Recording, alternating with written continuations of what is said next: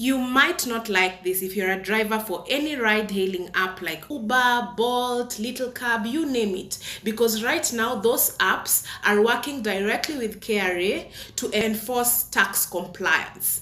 How will this work? So the app, on behalf of the driver, is going to be issuing an eTIMS invoice after every complete ride to the customer.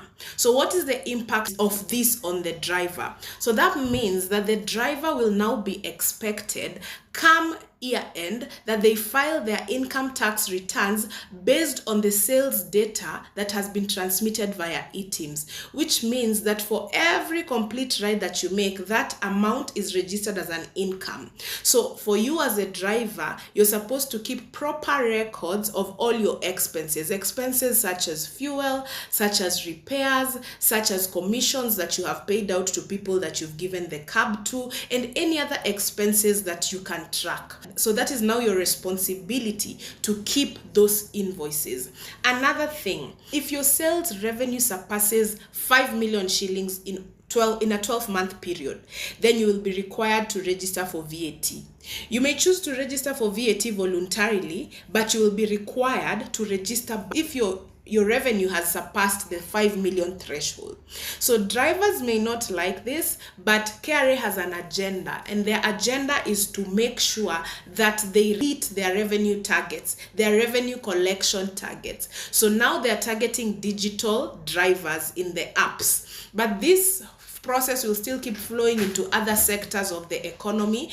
So long as eTIMS is still being rolled out, this will continue to happen. So as someone who uses Uber as a customer, what does this mean for you? There is a tax called Significant Economic Presence Tax. That is a tax that any ride-hailing app that is not a tax resident in Kenya, meaning the owners of the app are from another country, then this is the tax that they pay. And now that the income on Uber is being taxed closely, then there will be proper record keeping, meaning significant economic presence tax will be easier to trail, and therefore these apps will also be compelled to pay this tax accurately, meaning that the fees and the pricing for those apps such as Uber might go up. Now, what should an Uber driver do after they get this information? Number one, make sure you get a KRA PIN certificate. Number two is to accept the consent that will be sent to you that is asking you, do you now want to generate eTIMS receipts? Number three is that you should keep proper records of your expenses, and keeping proper records is documentation, so that when you're filing your income tax returns next year, you have proof or evidence of your expenses. Number four is that if you've surpassed the 5 million threshold annually as your sales revenue, you should register for VAT.